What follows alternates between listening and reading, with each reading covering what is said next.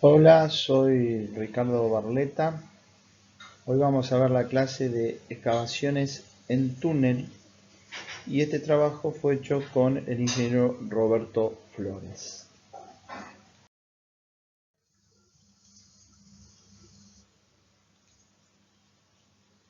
¿Qué temas vamos a ver hoy en excavaciones en túnel? Bueno, el primero es modificación del campo tensional alrededor de una excavación. Esto nos va a decir cómo al hacer un túnel el campo tensional alrededor del suelo o la roca, cómo se modifica, cómo es ese cambio tensional al producir una excavación. Vamos a ver luego la interacción entre el suelo y el revestimiento. Al producir esa excavación, al ejecutar esa excavación, vamos a ver el sostenimiento, cómo interactúa con el suelo y la roca que lo circunda. Vamos a ver las clasificaciones de métodos de cálculo, métodos de reacciones hiperestáticas, sólido compuesto, empíricos globales, curva de convergencia confinamiento, métodos de elementos finitos tridimensionales, que son los más modernos. Luego pasamos a ver el procedimiento constructivo, de entre los cuales tenemos los más importantes de excavación manual y de tunelería, con la TBM, Tunnel Boring Machine, son las tuneleras de última tecnología, y la estabilidad del frente de la excavación cuando uno la inicia. Bueno, pasemos a desarrollar estos temas. Vamos a ver la modificación del campo tensional. ¿Qué pasa cuando uno hace un túnel? Al excavar, el vacío que generamos produce una redistribución de tensiones alrededor del mismo. En el caso de no hacer el túnel, ¿qué pasa con las tensiones? Bueno, si yo tengo este punto, voy a tener una presión vertical igual a Pz o P0 igual a la altura entre el terreno natural y el eje del túnel por el peso unitario correspondiente de este suelo o roca. O sea, gamma por H me va a decir que voy a tener una presión de tapada correspondiente a Pz. ¿Y qué presión horizontal voy a tener? Voy a tener K veces la presión vertical en cuanto a la presión horizontal que quiero determinar. O sea, voy a tener una Pz, gamma por H, y K veces Pz en la presión horizontal. Ahora, cuando hago un túnel, ese diagrama tensional cambia. ¿Y cómo cambia? Si evalúo un elemento que diferencial que tiene una tensión radial y una tensión tita y tau r tita, ese campo tensional va a cambiar cuando ejecuto el túnel. ¿De qué va a depender estas tensiones? Bueno, fijémonos en las siguientes ecuaciones. Sigma r va a tener esta expresión, sigma tita y tau r tita. Ustedes lean las ecuaciones, pero ¿de qué va a depender? ¿De qué va a ser función la variación de este campo tensional cuando ejecuto un túnel? Va a depender de Pz, fíjense que Pz lo tenemos acá, que es Pz, es como habíamos dicho, la altura de la tapada por el peso unitario del suelo y la roca. Dependerá de A sobre R. ¿Qué es A? Es el radio del túnel que voy a excavar. Y R, que es la distancia entre el eje del túnel y el punto donde se encuentra el elemento diferencial a analizar, R.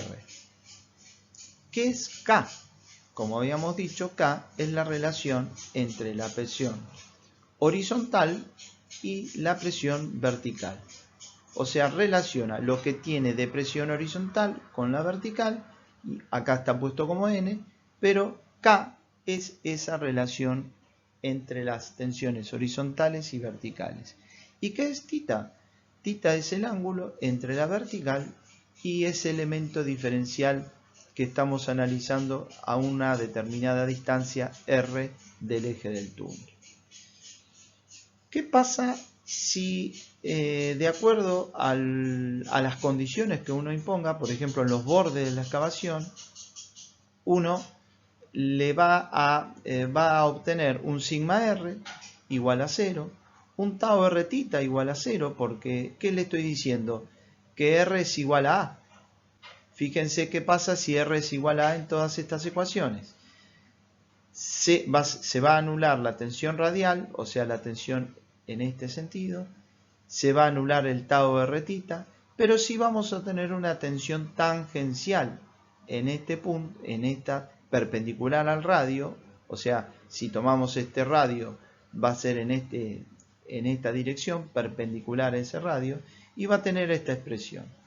Ahora, ¿qué pasa si el sigma tita, que yo ya simplifiqué de esta forma, digo, ¿cómo va a ser en la clave y la solera con tita igual a 0? O sea, cuando tita esté en este punto o cuando tita esté a 180 grados, que va a ser la solera.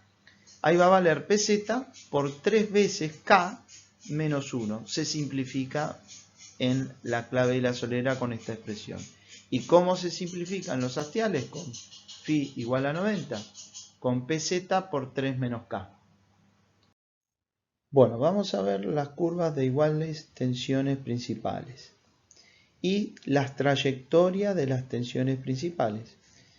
Acá vamos a considerar que la excavación es circular en un campo homogéneo isótropo con un K0 igual a 0,5. ¿Qué significa K0? Que es la relación entre la tensión horizontal y la vertical, que es 0,5. O sea, tenemos 0,5 de tensión horizontal y 1 de tensión vertical. ¿Qué pasa con la interpretación de este gráfico? Bueno, acá vemos las trayectorias de las tensiones principales. ¿Cómo podemos sacar las tensiones principales? Con las tensiones sigma R y sigma tita que vimos en la filmina anterior. Y acá vemos las curvas de igual relación entre la tensión principal mayor y la máxima tensión aplicada en este campo tensional. Entonces, veamos ¿qué nos indican estas curvas de línea llena? ¿Cuáles son los valores máximos que vamos a obtener de todos ellos? Y justamente lo encontramos en este punto, en las paredes o en los hastiales, que es donde las tensiones, las trayectorias de las tensiones principales se juntan mucho y es donde se produce la concentración de tensiones y la máxima tensión aplicada. Por ejemplo, acá es 2,5. ¿Qué nos dice este valor de 2,5? Que si yo tengo una tensión, una tapada igual a pz gamma por h, o sea, habíamos dicho que era el peso unitario del suelo y la roca por la altura de la tapada, en este punto voy a tener 2,5 veces más de ese valor de P0 o PZ comentado para esta relación K05.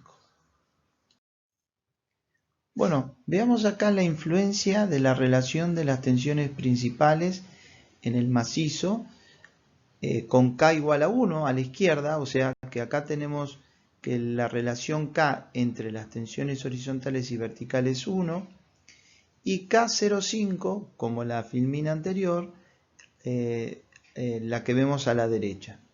En un túnel circular, el mejor comportamiento se obtiene para K igual a 1, con menores valores de sigma sobre pz. ¿Qué significa? Que claro, como acá tenemos una presión vertical y horizontal igual, la máxima tensión va a ser provocada en todo el contorno igual a 2, mientras que en este otro túnel, con una relación de K05, vamos a tener un valor de 2,5 superior al 2 que mencionamos acá. O sea que para un estado de relación de tensiones horizontales y verticales con K igual a 1, acá vamos a tener 2 de relación 2 veces superior al gamma por h, y acá vamos a tener 2 veces y media superior al indicado. Veamos la influencia de la forma de la excavación, por ejemplo con bordes vivos no redondeados como los anteriores, los circulares, donde se generan concentraciones de tensiones.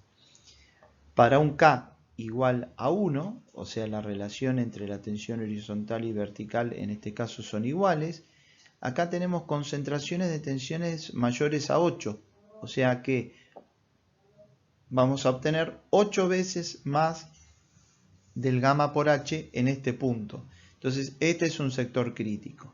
Ahora, cuando tenemos una relación K 0,5, este valor es algo superior a 6 veces.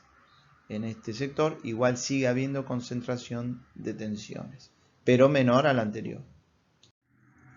¿Qué pasa como influencia de la forma de la excavación cuando en relación a las tensiones que uno tiene? O sea, ¿qué forma tiene esta excavación y qué relación tiene con los K, el K del estado tensional inicial de ese macizo rocoso o de ese suelo?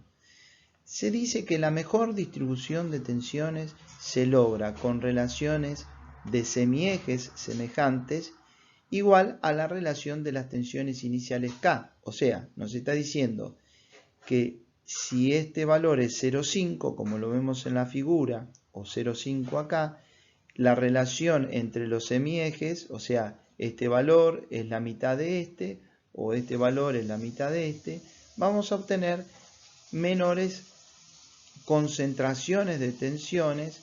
Por ejemplo, acá tenemos 1,5, acá tenemos 1, acá tenemos 1,2.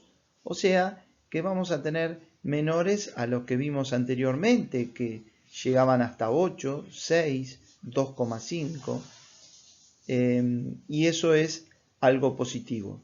Por el otro lado, tenemos que ver que la forma que uno quiere sea adaptable a las condiciones de la obra que uno tiene. Eso es otra dificultad que se puede presentar, porque pueden no ser muy recomendables estas formas para la obra que uno quiere.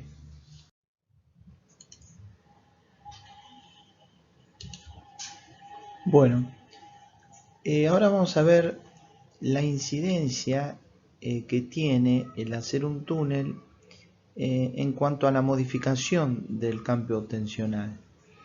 Fijémonos que en esta curva que se puede apreciar una tensión vertical que avanza de un valor de 3 veces sigma b hacia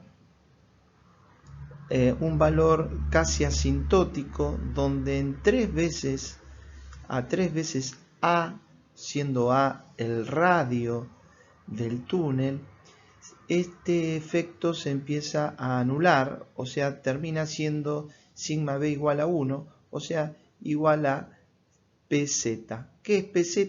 El gamma por h, o sea, nos está diciendo que si uno se aleja 3 veces el radio del túnel, vamos a tener que tanto la tensión vertical como la tensión horizontal se hacen asintóticos, siendo igual a un valor, en el caso de la tensión vertical, a pz, igual a gamma por h.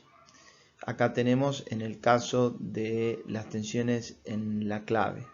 Lo más importante es esto, porque nos dice que si uno se aleja a 3 veces el radio, vamos a tener un valor igual al que teníamos antes de hacer el túnel, igual a P sigma 0 o pz igual a gamma por h. Bueno, ahora pasemos a ver la interacción entre el suelo y el sostenimiento, algo muy importante a la hora de tomar decisiones. El cálculo del sostenimiento, sea temporario o definitivo, está fuertemente influenciado por los parámetros que vinculan la resistencia, tanto sea del suelo como del sostenimiento, con la deformabilidad en el suelo y en el sostenimiento. y también la secuencia constructiva seguida en la instalación del mismo. No es lo mismo instalar el soporte en forma rápida o ir demorando su instalación. Eso lo vamos a ver. El análisis para una excavación circular ubicada a gran profundidad en un macizo de suelo donde, por ejemplo, el K0 es igual a 1. Recordemos que K0 igual a 1 significa que la tensión vertical y la horizontal son iguales en el punto analizado, en el eje del túnel, en un material elastoplástico perfecto, tiene carácter didáctico, o sea, por simplicidad, ¿no?, de las soluciones. Cualquier apartamiento de estas hipótesis de partida se manifiesta solamente en una mayor complejidad matemática.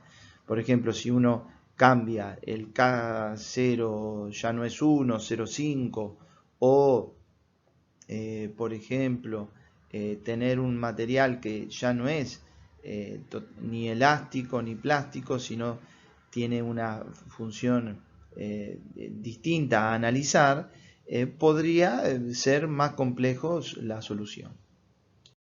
Bueno, veamos la clasificación de métodos de cálculo, el método de reacciones hiperestáticas. El suelo interviene solo como una carga aplicada. Históricamente es el primer tipo aplicado. Se basan en la división de las fuerzas que actúan en activas y pasivas. Las acciones activas se calculan con los criterios de Coulomb o con otras fórmulas empíricas, pero sin estudiar el comportamiento del terreno que rodea el túnel. O sea, tenemos un túnel y aplicamos empujes, pueden ser empujes activos sobre el túnel que recibirán estas cargas que uno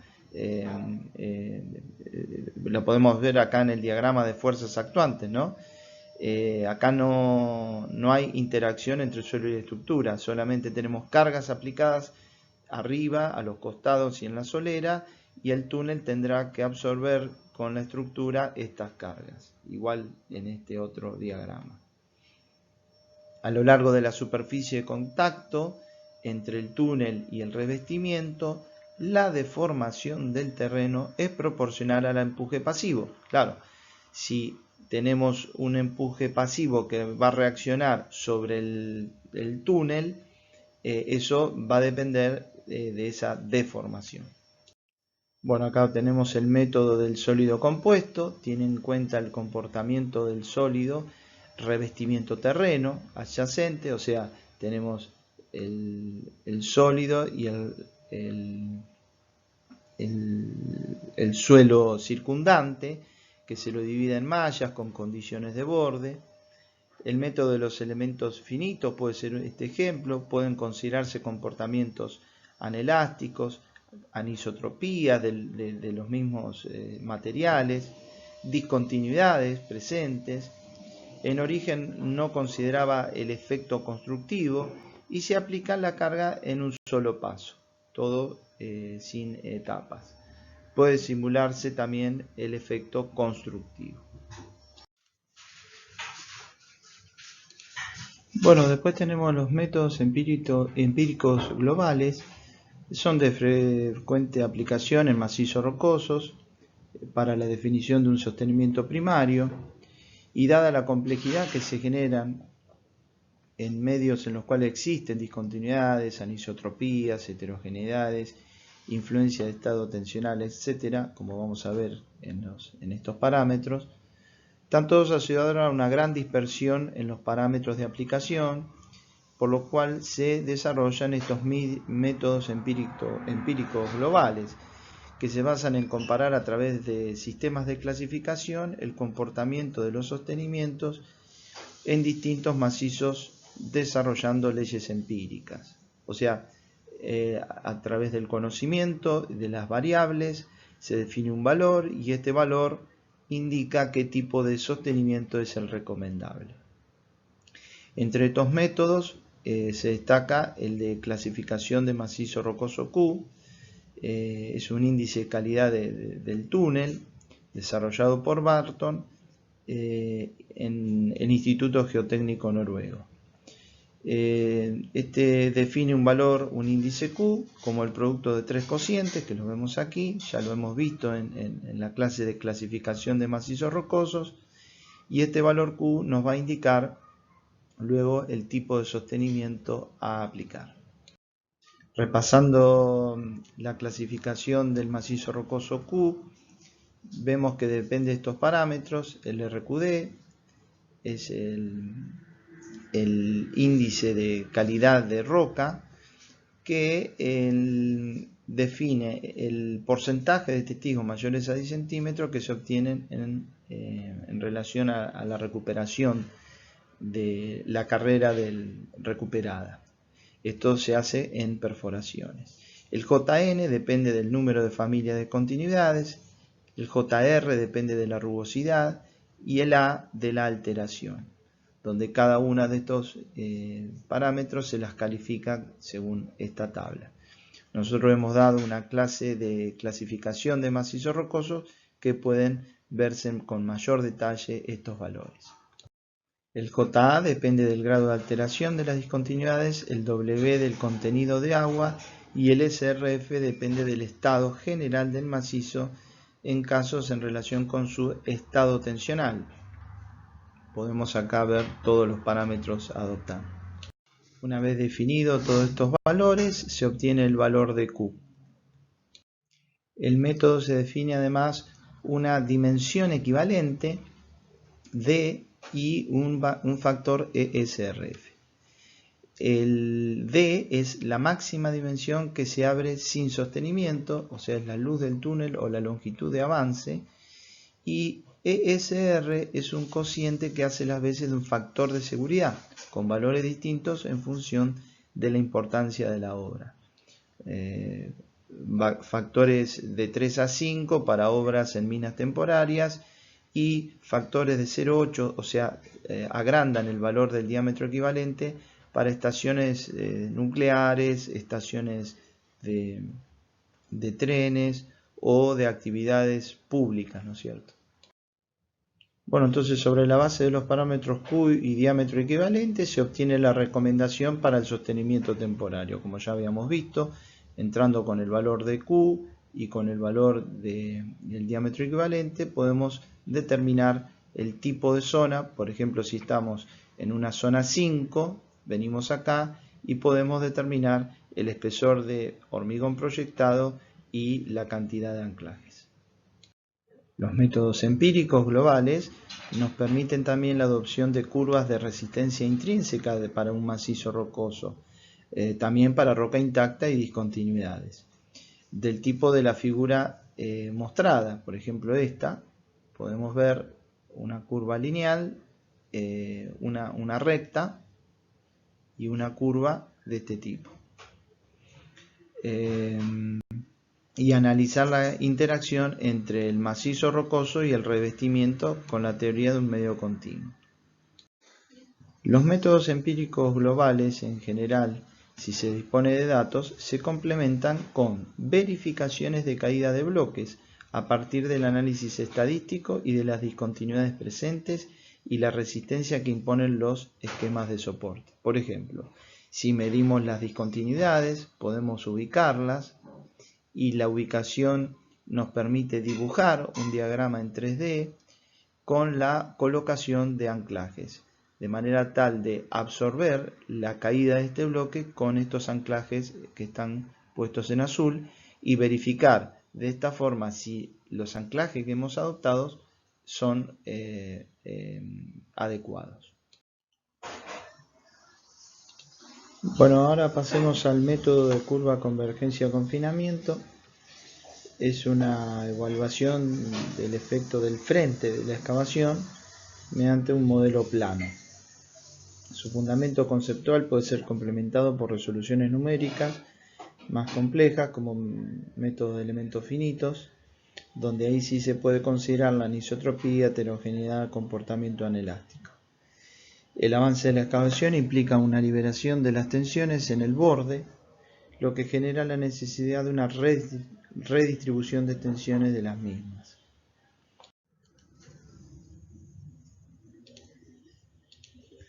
La redistribución de tensiones se efectúa en un medio tridimensional. Si se considera una sección de control, el suelo ubicado en el frente de la excavación recibe la influencia de la misma antes de que ésta llegue a la sección. O sea que en el frente de excavación vamos a tener una redistribución de tensiones en forma tridimensional y hacia el sector del suelo o el macizo rocoso que está detrás de ese frente.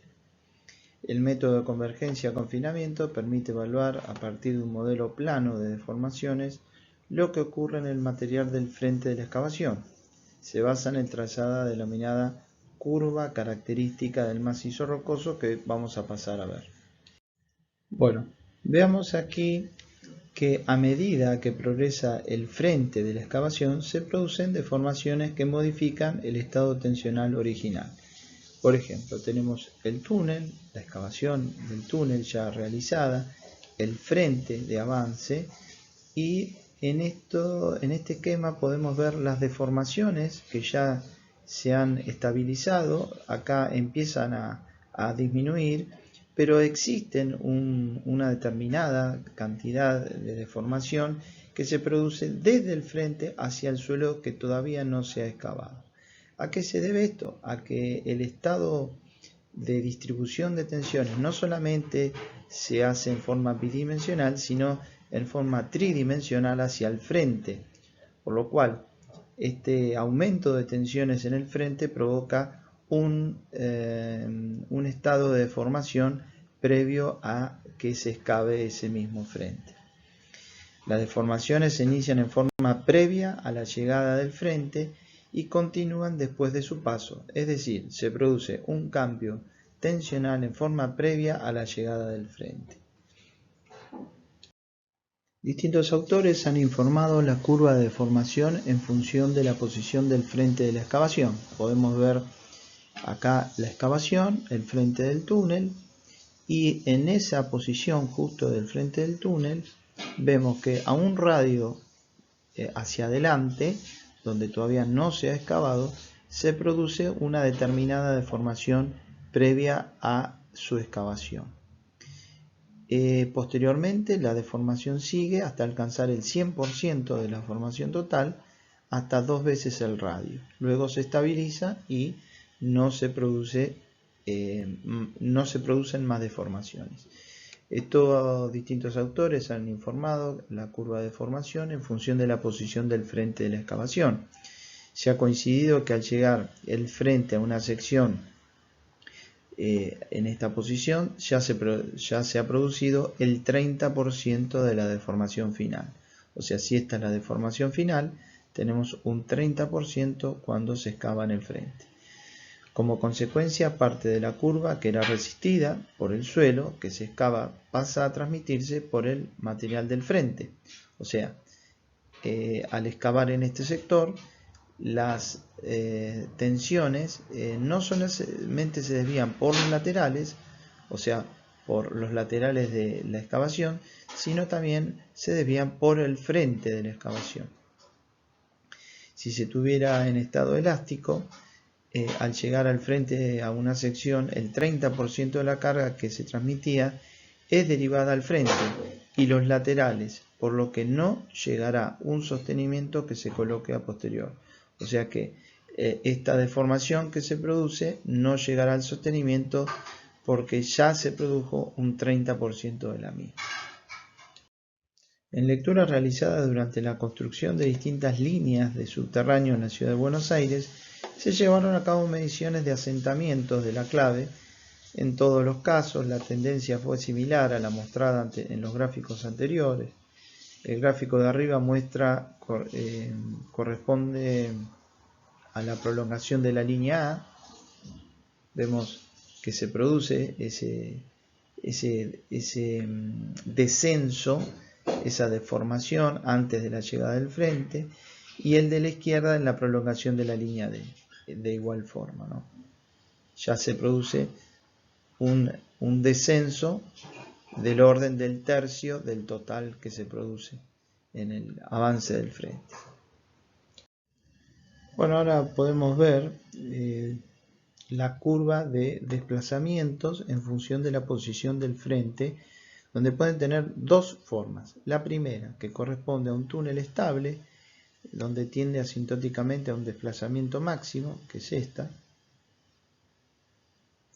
Y en el caso de un túnel con necesidad de sostenimiento primario, o sea, esta otra, tiene dos, una rayada y otra continua. En esta es porque se alcanzó a poner el sostenimiento, y en esta, si no se pone el sostenimiento, puede ser inestable. El método consiste en analizar un modelo plano de deformaciones en un espacio isótropo y homogéneo. Se genera un campo de tensiones P0, tal que K0 es igual a 1, se realiza un orificio circular y se agrega una presión interior P sub I en el contorno del orificio. ¿Qué significa esto? Que uno hace una excavación de radio R sub I, y para que no se deforme debido a que uno excava, le pone una presión ficticia P sub I de manera tal que no se deforme. Ese es el estado inicial para cuando el frente del túnel está a una distancia, ¿no es cierto? Y esa P sub I equivale a la P sub 0.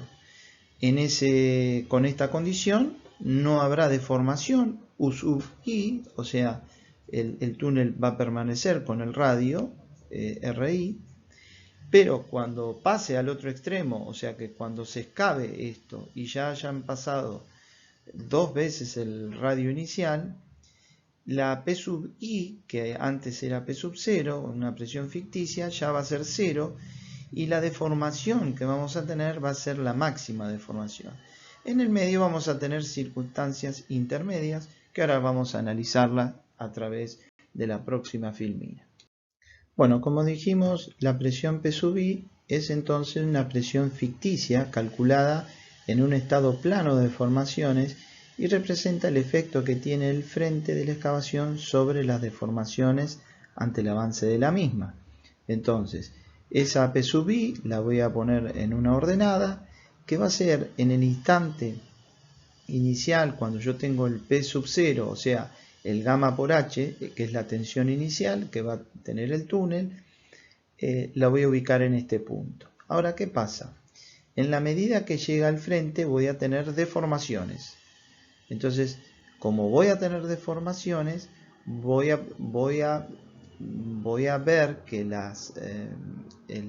al bajar la presión ficticia I sub 0, se me va a empezar a producir deformaciones.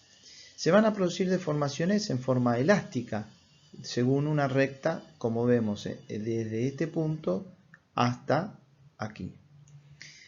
¿Cómo está regida esta recta? A través de esta ecuación, que dependerá del radio inicial, del nu, de la relación de Poisson, del módulo elástico y de la diferencia de presiones P sub 0, que es el gamma por H inicial del eje del túnel, menos esa presión ficticia que irá bajando y va provocando la deformación.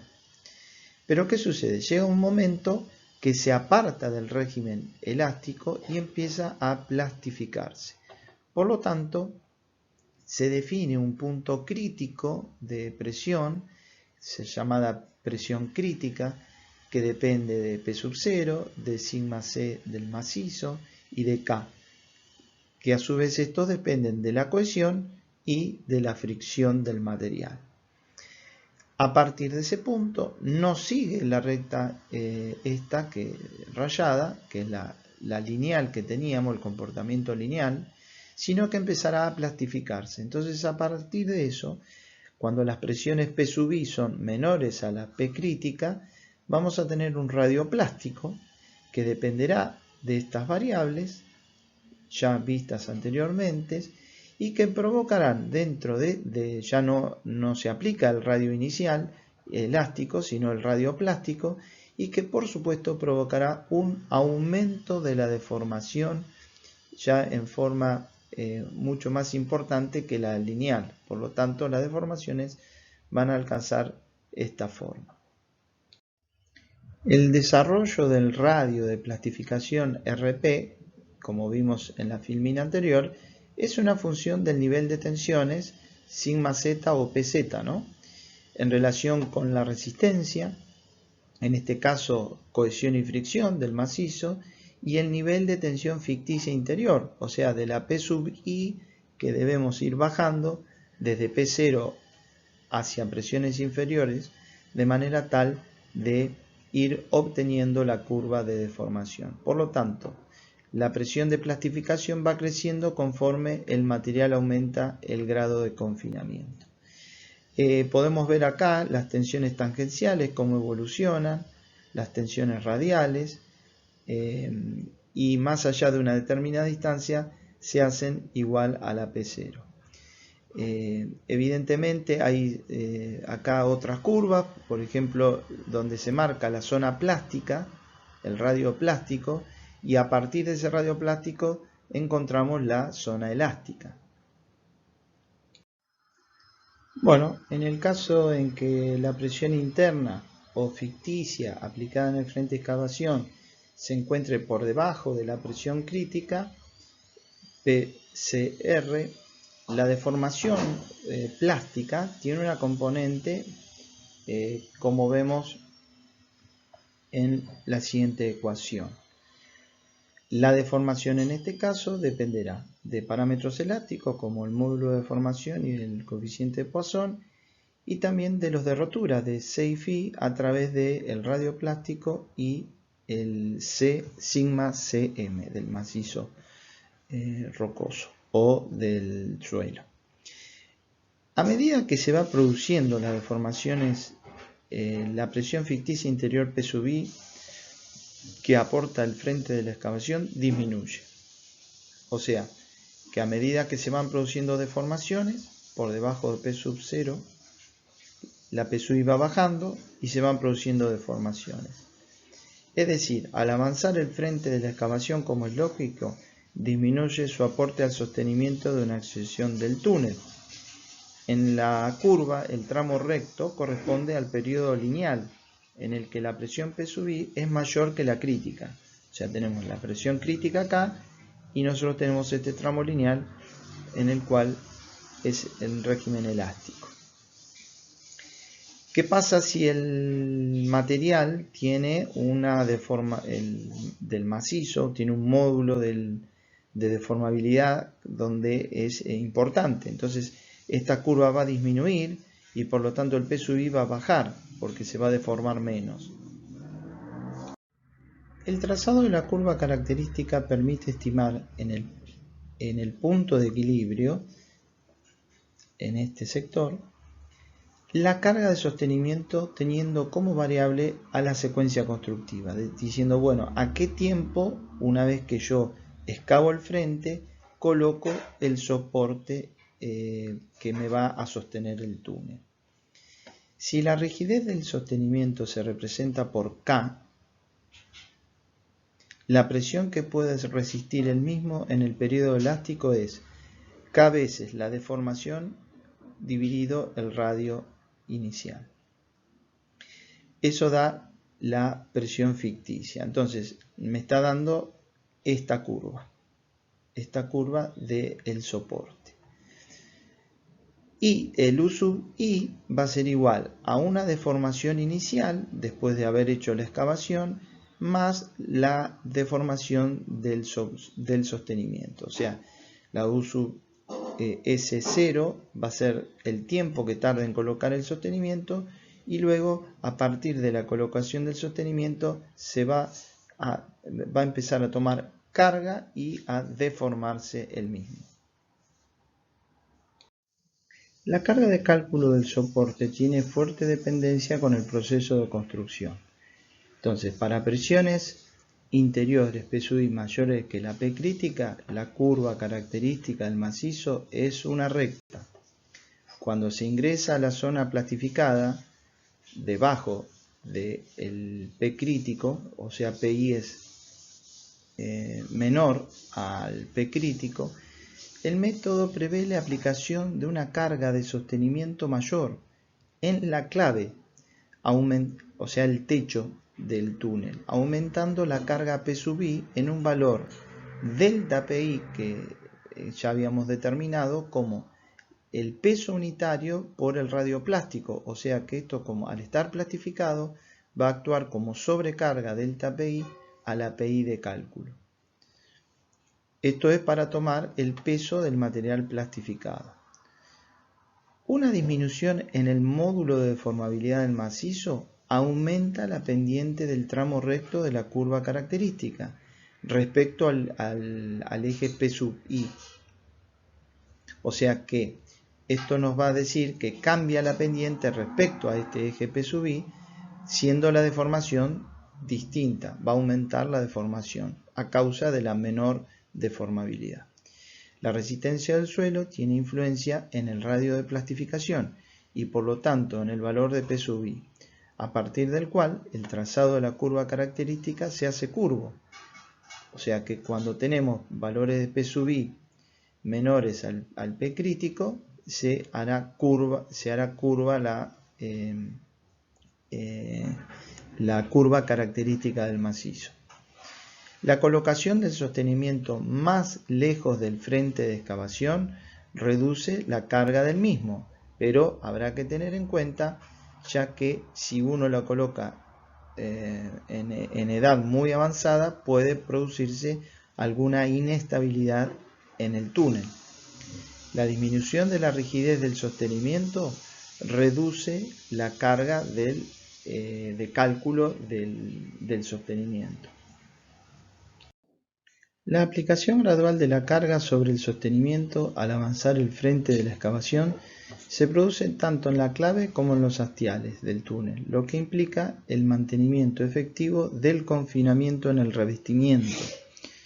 Dicho de otra forma, si bien cuando llega el frente de la excavación a una sección ya se produjo un porcentaje de deformación del orden del 30% y por lo tanto de la carga que debe tomar el soporte, porcentaje aún mayor cuando se logra espacio para la instalación del mismo, el porcentaje de deformación que se libera cuando el frente sigue avanzando genera carga en la clave pero también en los hastiales, es decir, tiende a confinar el revestimiento. O sea que cuando uno pone un revestimiento, este tiende a confinar el mismo. La interacción suelo-estructura en un túnel implica un proceso que tiende a una situación de compresión isotrópica, K0 igual a 1. Una mayor carga en la clave significa una deformación que moviliza en mayor medida el confinamiento lateral. El efecto de modificación de parámetros de resistencia y deformabilidad por procesos reológicos, material que pasa de la condición no drenada a la drenada, puede ser tenido en cuenta como una modificación del punto de equilibrio hacia una segunda curva característica. Este efecto de modificación lo vamos a ver en la siguiente filmina. Bueno, acá vemos la curva característica a corto plazo del macizo rocoso, en condiciones podrían ser no consolidados, no drenadas, y esta es una situación a largo plazo donde se ha consolidado y drenado el material, que produjo un cambio en la fuerza de equilibrio que tiene el puntal, el sostenimiento, y el nuevo punto de equilibrio es este punto, o sea, se aumentó la carga sobre el sostenimiento. Y ahora vamos a ver el factor de seguridad. ¿Cómo sería el factor de seguridad en estos casos? El factor de seguridad de este sostenimiento es la carga de rotura del sostenimiento versus la carga del equilibrio en condiciones a corto plazo, que sería del orden de 2. Pero ¿qué pasó a largo plazo? Cuando se ha consolidado y drenado el material y se ha deformado. Tomó más carga el puntal y por lo tanto el factor de seguridad puede haber disminuido de 2 a 1,3 porque la resistencia a rotura es la misma del puntal. Entonces hay que tener en cuenta que las condiciones de colocación entre el punto del frente y la colocación, la rigidez del puntal pueden afectar el punto de equilibrio. Si esto lo hubiera colocado al inicio, hubiera tenido otras condiciones que no fueron las que se produjeron cuando dejé un determinado tiempo y coloqué el puntal. También es importante las condiciones no drenadas y drenadas a largo plazo, que producen cambios en el comportamiento del punto de equilibrio. Esto es importante y puede ser una pregunta de parcial. Bueno, vamos a ver ahora métodos de elementos finitos tridimensionales. Son los últimamente más desarrollados a nivel comercial, son muy versátiles en cuanto que permiten analizar distintas geometrías, heterogeneidades, anisotropías, geotécnicas, con distintos estratos, para materiales con comportamiento no lineal, lineal y no lineal, simulando asimismo el efecto del método constructivo sobre el estado tensional y la carga sobre el revestimiento. A partir de la discretización del entorno del frente del túnel se puede simular la construcción en distintas etapas, como podemos ver aquí, y determinar acciones sobre el revestimiento, desplazamiento, tensiones en el macizo. Bueno, esta es la bibliografía y vamos a pasar ahora a la clase 2 de 3 de excavaciones en túneles.